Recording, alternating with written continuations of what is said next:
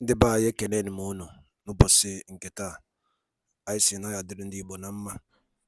Dịka o si dị, ihe a bụ Igbo Media ka anyị si wee na-ewetara unu ya bụ nnukwu ozi dị oke mkpa gbasịta maka ana Igbo and Igbo community and ihe debe na Nigeria. Ya bụ ife ka anyị na-ewetara unu na Igbo Media.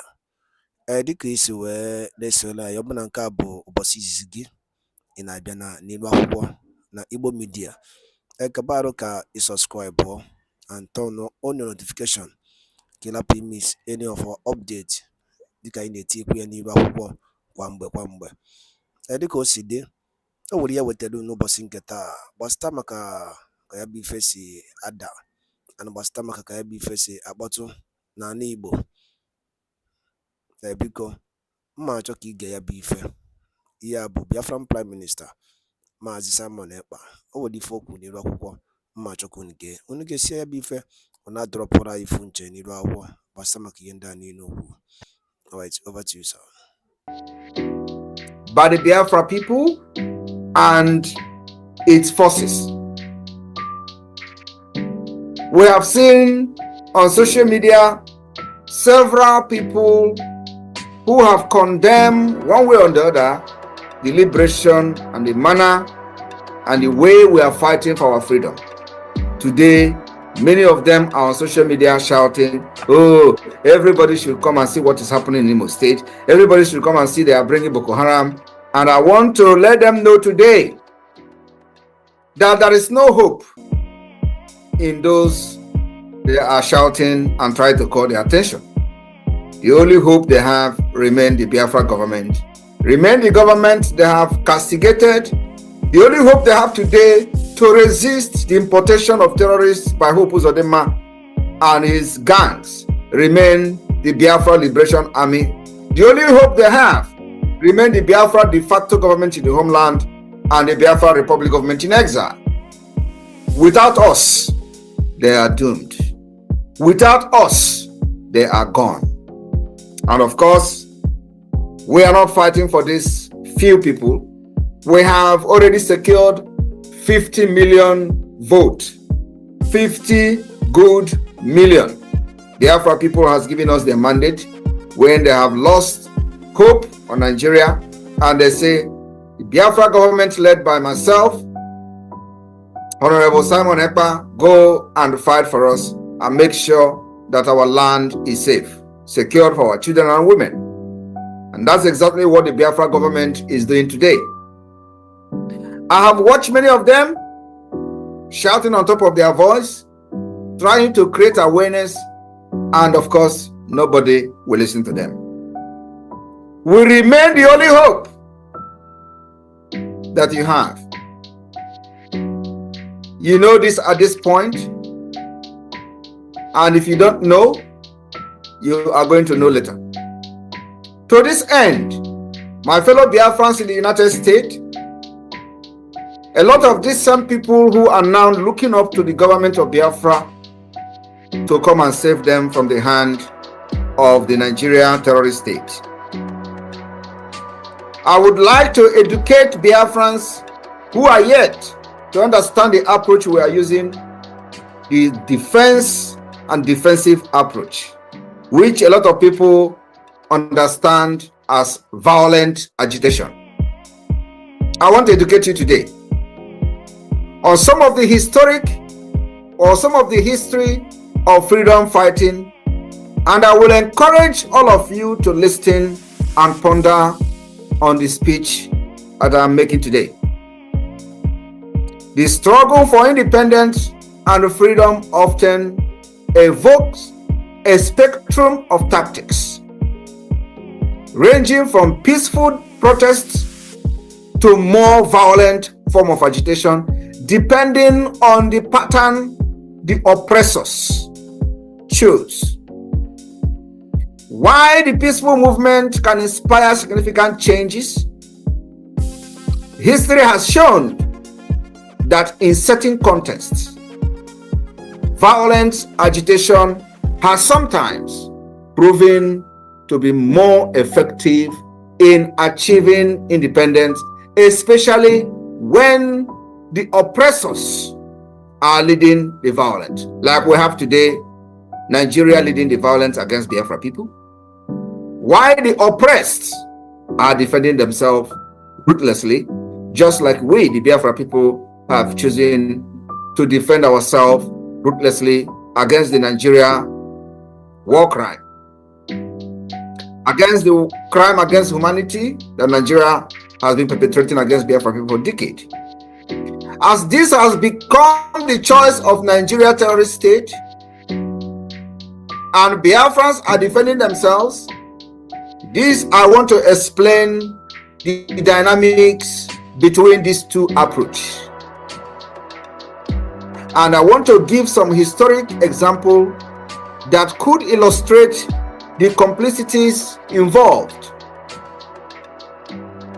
My fellow Biafrans in the United States and those privileged to listen to this particular speech today, I want you to understand that Biafrans can never be killed again by Nigeria in the manner and in the way they have done in the past. Whenever the oppressors resort to violence, like Nigeria have resorted to violence from 1945 to date,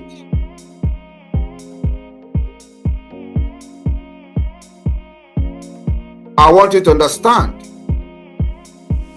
and I want us to know the efficiency of violence agitation from historic perspective. How many people who faced even lesser than what we are facing today have defended themselves and used violence to get their freedom. Today, I am here in town hall with the Biafrans in the United States. For that reason, I will start from the history of the United States. The efficiency of violent agitation. The American Revolution of 1775 to 1783. The American colonies sought independence from British rule through a series of escalating conflicts. Initially, protests like the Boston Tea Party demonstrated the resistance to the British policy. The same British we are trying, even though they claim we have independence under Nigeria, it is never a reality. However, as tensions escalated, armed conflict became inevitable in America. The Revolutionary War ultimately culminated in independence, illustrating how violent struggle can serve as a catalyst for self-determination. The willingness to engage in welfare galvanized support and unified separate colonial factions, leading to the successful establishment of a new nation that all of you are today, and I am having a town hall meeting with you in the United States.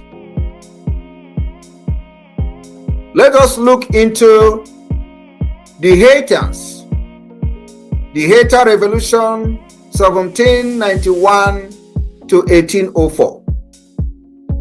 The Haitian Revolution is a stark example of how violent resistance can lead to independence. Enslaved Africans, Saint Dominic rose up against their French colonial masters in a brutal and protracted conflict, while other colonies were pursuing gradual reform. Haiti revolutionary leaders sought a Toussaint, emphasized armed rebellion as the means to achieve freedom. My fellow Biafrans, the successful revolt not only resulted in Haiti becoming the first independent Black republic, but also served as an inspiration for other liberation movements across the globe. My fellow Biafrans, I want to take you also to Algeria. The Algeria War of Independence from 1954 to 1962. In Algeria, the struggle for independence from French colonial rule was marked by extreme violence. The National Liberation Front employed guerrilla warfare and terrorist tactics against French forces. Despite the significant international condemnation and the harsh reprisal, the NLF violent campaign was instrumental in rallying nationalist sentiment and eventually led to Algeria gaining independence in 1962. The intensity of the conflict highlighted the frustration of colonized people and ultimately prompted a re-evaluation of the colonial policies by the French government. When the oppressors resort to violence, they will also be confronted with more violence to have a more proactive and more decisive outcome. The Irish War of Independence from 1919 to 1921, following centuries of British rule, the same British, the Irish struggle for independence saw both peaceful and violent tactics, while figures like Daniel O'Connell advocated for no violence means. The Irish Republican Army employed armed rebellion as a primary strategy.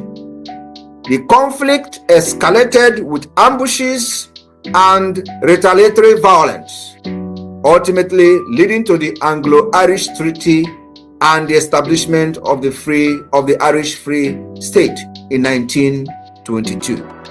The combination of violent and political pressure was crucial in achieving a concession from the British government. At this juncture, ask those idiots who call themselves Biafra agitators, why are they interfering in the self-defense that they could not provide for Biafra people for decades? They are carrying flag all over the world. My fellow Biafrans in the United States, why these few examples I just gave to you today illustrate the effectiveness of violent agitation, it is also very essential to consider the context in which these struggles occurred. Factors such as colonial oppression. Today we have what I call the Fulani apartheid regime in Nigeria, where the expansionists continue to follow the legacy of the Usman Dan Fodio, and I have promised them I have come here to end the legacy of Usman Dan Fodio, and the end of the legacy of Usman Dan Fodio will start from December 2nd. These factors such as colonial oppression, social injustice, and lack of responsive governance often participated the turn to violence. In many cases, peaceful protests had been met with repression, leaving group with few alternatives. That particular one Biafra has witnessed for decades. Today, Biafra government, we are doing the talking.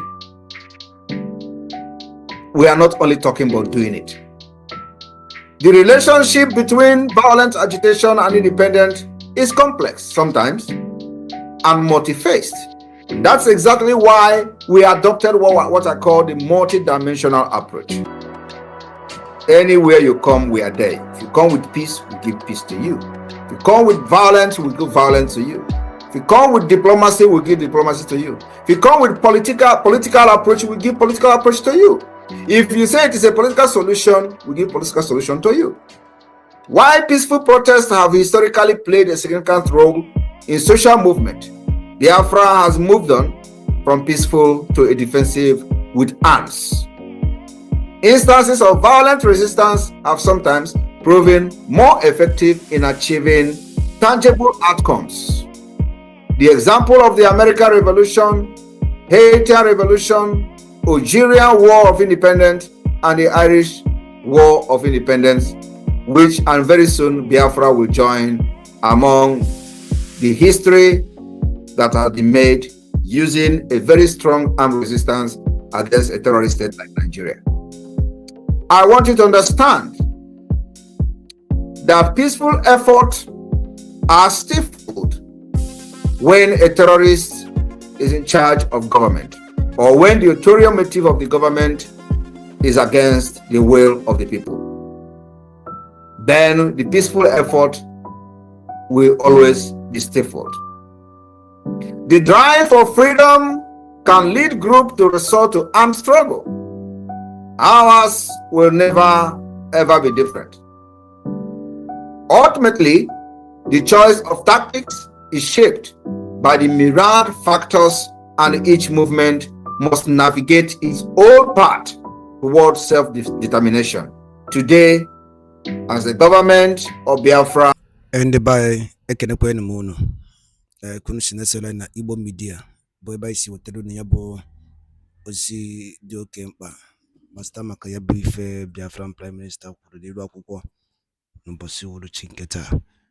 Eke ife were ikwu gbasata maka ya bụ ife ndị a niile okwu gasị dị iche iche dropụrụ anyị ife iche n'iru akwụkwọ na comment section na Igbo media. Ndị by asị na n'Igbo ya adị na ya dị ka echi ada agwụ ọgwụ ise. Thank you.